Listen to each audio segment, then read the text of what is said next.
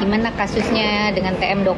Masih lanjut dong, nggak boleh diberhentikan. Ya, apalagi ini kan kasus Vanessa Angel, dan saya juga ikut melaporkan dia ya. Namun tunggu waktu yang tepat gitu. Nanti semua berkas-berkasnya masuk ke kejaksaan. Jadi yang lama itu bukan dari kepolisiannya sayang, tapi dari kejaksaan. Kalau kata kejaksaannya oke, berkasnya udah oke dan memenuhi persyaratan semuanya, karena kan kasusnya banyak. Jadi harus nunggu giliran gitu loh. Oh iya, buat teman-teman yang di sini yang penontonnya ada 219 orang, buat saya live kali ini adalah live yang paling sedikit. Kalau penontonnya nggak apa-apa, mungkin masih siang dan masih banyak orang kerja. Biasanya saya malam. Hanya terima kasih ya yang sudah follow, yang sudah mengikuti terus dengan apa yang menjadi isu-isu di publik dan sebagainya. Jadi yang penting apa yang saya sampaikan ya teman-teman, itu adalah sebuah fakta psikologis yang bisa kita share gitu loh. Jadi kalau saya memberikan informasi melalui video, melalui cuplikan dari video orang lain dan sebagainya, itu adalah bagian dari fakta yang keluar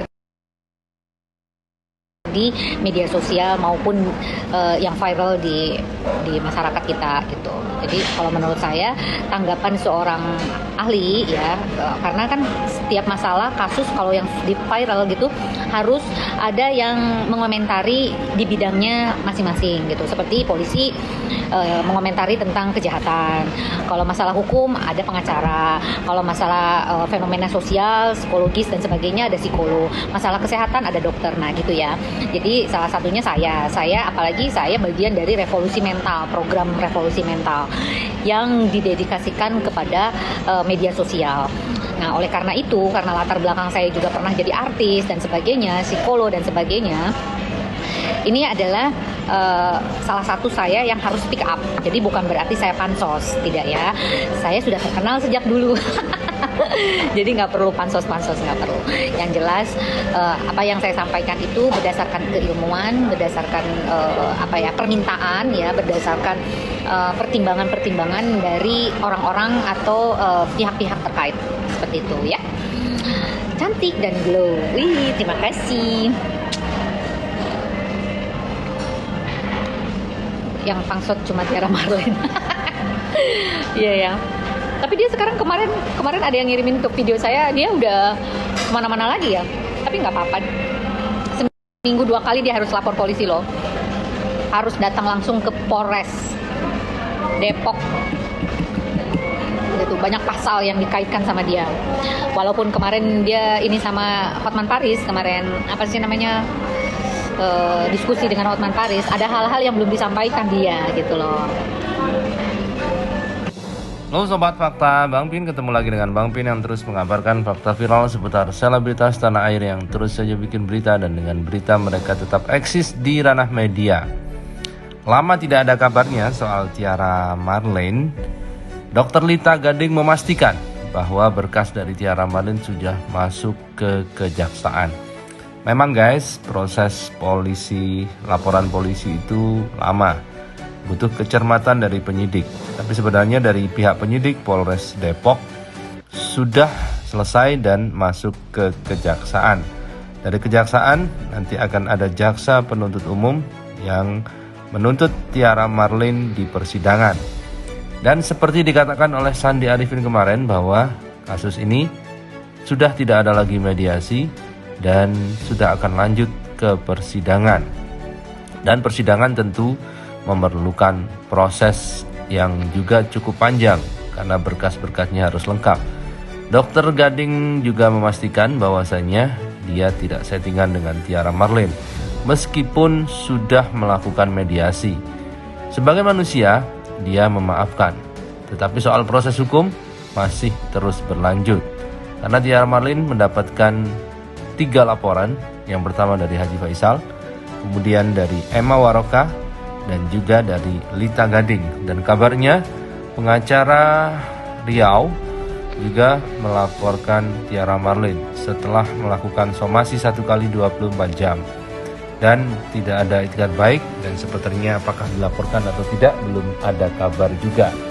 Yang jelas Tiara Marlin belum bisa tidur nyenyak karena berkasnya sudah masuk di kejaksaan. Siapa bilang saya sama Tiara Marlin itu settingan? Hah? Enak aja, ini serius. Walaupun kemarin itu maaf-maafan, artinya dia meminta maaf melalui video, tapi proses hukum tetap berjalan. Oke? Jangan salahkan siapapun. Saya akan tindak siapapun orang yang suka membuli. Oke? Nah, kalau orang suka membuli, ingat saya. Oke? Salam. Sekarang nangis-nangis, kemarin berkoar-koar. Aduh, maunya gimana sih kamu? Tapi tunggu ya, sabar. Tunggu berkas-berkasnya masuk ke pengadilan. AKBP Yogen Heru, Bareskrim dari Polres Depok yang telah menjembatani saya atas kasus TM. Semoga apa yang diberikan masukan mendapat efek jera untuk TM. Ya Pak ya, salah. Banyak yang nunggu momen ini. Nah, selamat ya. Mudah-mudahan ini bagian dari efek jera hidup kamu. Oke, semoga Anda tenang di sana.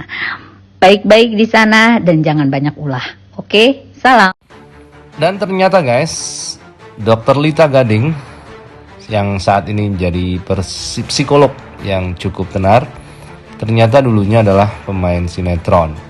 Dan ini di saat dia bermain dalam sebuah sinetron bersama Nabila Shakib yang kini memang sudah jarang muncul, baik itu di FTV, sinetron, maupun mungkin ada media sosialnya ya seperti Instagram, tetapi jarang diberitakan oleh media. Nah, inilah Dr. Lita Gading yang saat itu berperan antagonis dan dengan lawan mainnya si Nabila Shakib.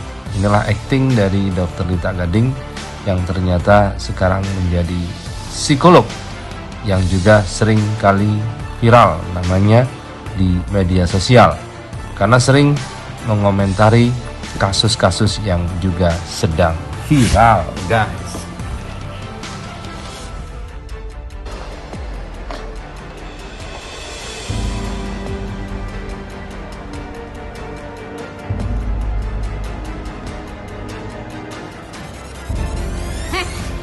Setengah 10. Kamu pikir kamu datang ke sini ini untuk apa? Hah? Jalan-jalan? Cuci mata? Baru kali ini saya ngelihat karyawan yang malas seperti kamu. Saya kan udah bilang kalau... Kalau apa? Heh, jam kerja kita itu jam 8, bukan jam setengah 10. Kali ini, sebagai hukumannya, saya potong gaji kamu 100.000. 100.000, Bu. Tapi gaji saya aja kan cuma 400.000. Kalau dipotong lagi gimana? Bu, bulan ini pengeluaran saya tuh lagi banyak banget.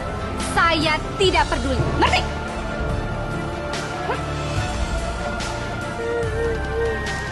Udah lah, bisa dipikirin deh. Masalahnya 100.000 tuh. Lu kan tahu kebutuhan bulan ini gue tuh lagi banyak banget. Susi, lu dengerin gue gak sih? Iya. Terus gue harus kayak gimana coba? Gak bisa, Sus.